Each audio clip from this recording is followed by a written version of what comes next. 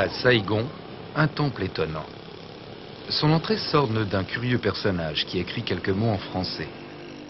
C'est Victor Hugo, l'un des messagers du dieu Cao Dai.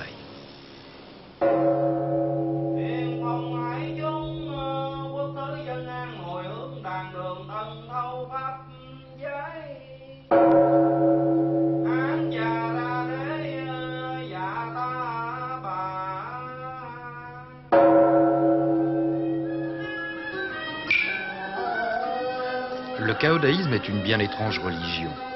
Le spiritisme y est roi. Lors de séances interdites au regard des profanes, l'esprit de Victor Hugo dicterait les instructions de Cao Dai aux médiums initiés de la secte. Il ne serait pas le seul écrivain français à servir le dieu.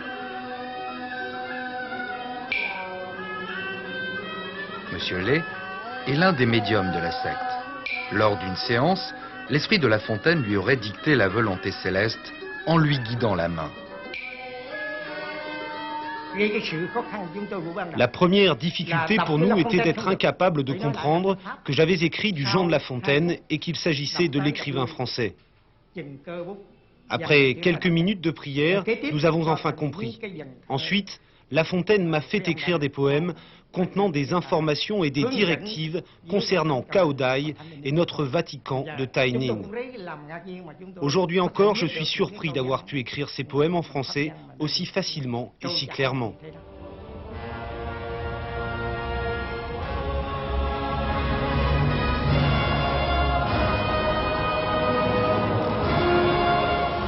À la frontière cambodgienne, Taining, la Rome du caodaïsme. Derrière ces murs, sur un immense domaine, le Vatican dont parlait le médium de Saigon. Là-bas, avec ses histoires de revenants, le caodaïsme pouvait faire sourire. À Taining, on comprend vite que ce n'est pas une plaisanterie. Dans la ville et ses environs, une grande partie de la population vit dans le culte de Cao Dai. Au Vietnam, la secte compterait aujourd'hui 3 millions de fidèles. Monsieur Nguyen est l'un d'entre eux.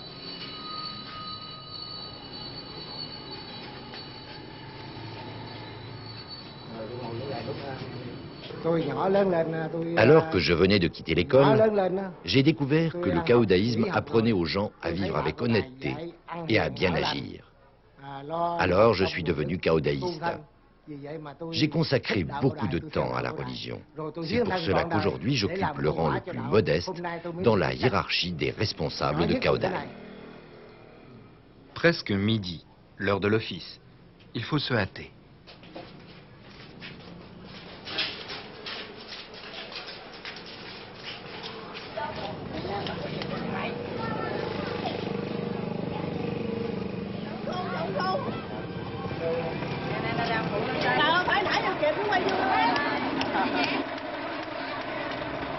Méfiance de ses chefs ou problème d'autorisation gouvernementale, c'est la première fois qu'une caméra de télévision va franchir l'enceinte du Vatican caodaïste.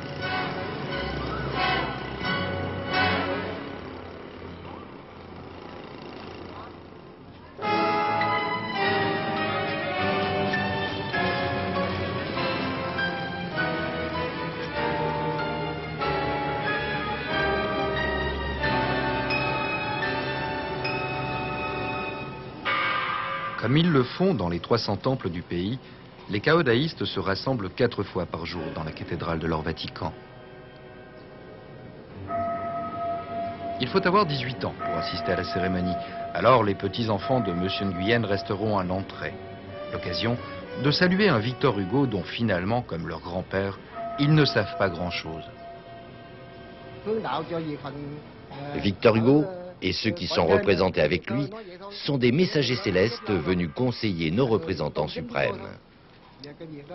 Je ne sais pas grand-chose de Victor Hugo. Pour en savoir plus, vous pouvez chercher dans vos livres d'histoire.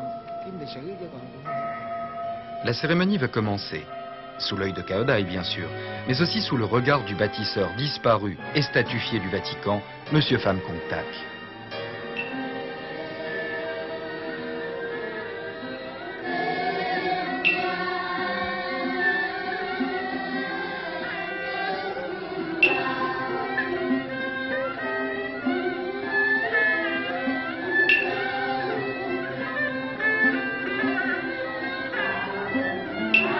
Pendant près de 2 heures, les musiciens vont rythmer la prière. Dans la cathédrale, les cardinaux, les évêques, les prêtres et les fidèles sont installés par ordre hiérarchique.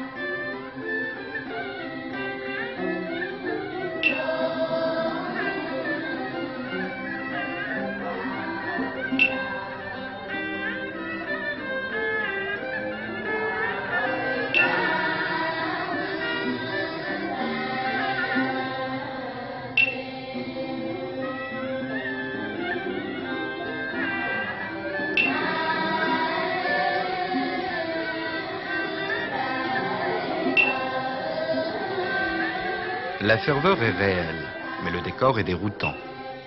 Déroutant aussi le panthéon caodaïste. Les fidèles vénèrent Cao Dai et Victor Hugo, mais aussi et entre autres Bouddha, Confucius, Jésus-Christ, Jeanne d'Arc et Flammarion, l'astronome, pas l'éditeur.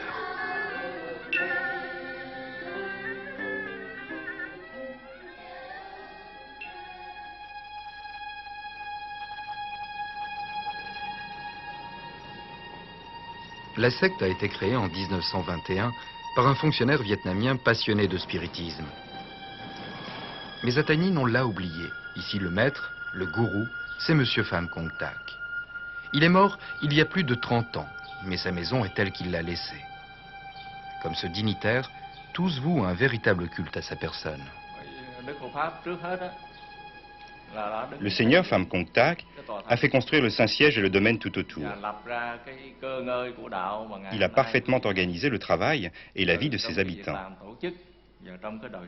Pour faire tout cela, il faut un talent exceptionnel. Ces réalisations sont hors de portée des gens ordinaires comme nous. Il nous a fait un don immense et nous ne l'oublierons jamais.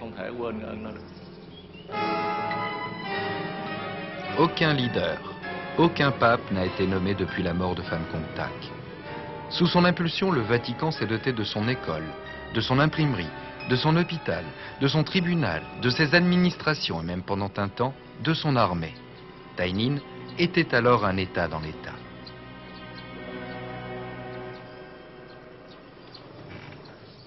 En 1975, les communistes du Nord ont récupéré une grande partie des bâtiments. Mais le Vatican caodaïste loge encore ses prêtres et en plus de sa cathédrale, il possède toujours quelques bâtiments administratifs.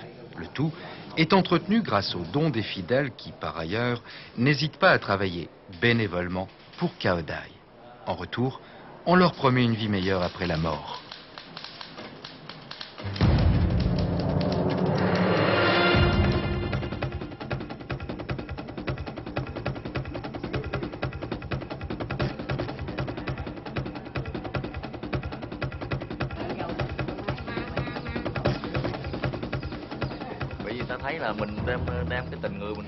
Les gens voient que notre religion les traite avec humanité et de manière égalitaire. Comme cela leur convient, ils y adhèrent. Nous ne faisons pas de propagande.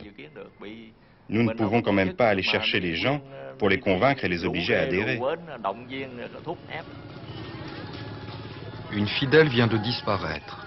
Beaucoup d'autres viendront grossir les rangs de la secte.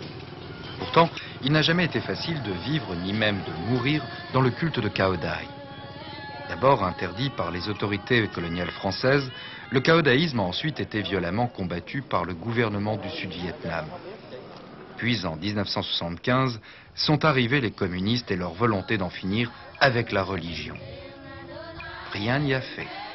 C'est au grand jour et jusque dans la peine qu'on exprime sa foi en Cao Dai.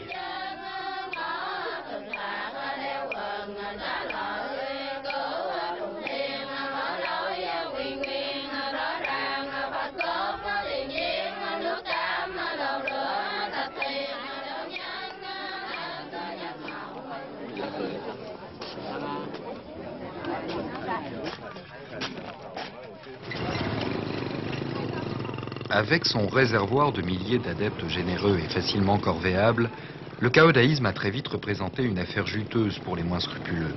Du coup, son histoire est faite de malversations, d'appuis politiques monnayés et d'excommunications.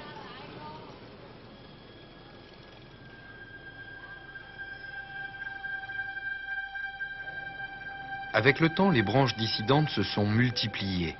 Certaines pour profiter de la manne, d'autres, comme celle-ci à Saigon, pour retrouver la pureté originelle. Dans ce temple, on dénonce le faste du Vatican de Taïnin et d'une manière tout asiatique, la quasi-déification de son bâtisseur. Les disciples du caodaïsme à Taïnin étaient sous l'abri, sous la tutelle de M. Pham Công Thach. Et alors ils se montrent reconnaissants à le grand frère. Je pense que c'est naturel au point de vue sentiment humain, mais au point de vue doctrine, au point de vue caodaïsme, si vous me posez la question, qui est le chef suprême du caodaïsme, je dirais c'est Dieu lui-même. À Taïnin, il est minuit. Loin des querelles de leur chef, les fidèles attendent sagement et dans la discipline le début de la dernière cérémonie du jour.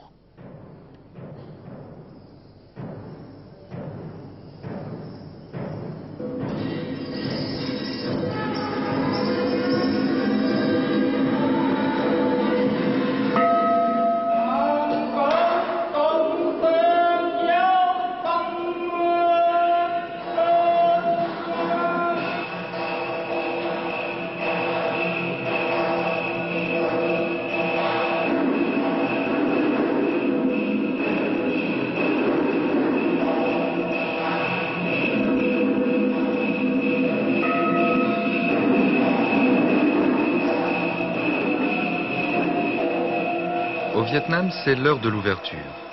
Le gouvernement lèvera peut-être bientôt l'interdiction de nommer de nouveaux dignitaires. Les médiums du Vatican pensent qu'alors Cao Dai leur désignera un nouveau pape. Leur premier chef depuis Pham Công Thach, le bâtisseur de Taïnin. Peut-être même la réincarnation de celui-ci.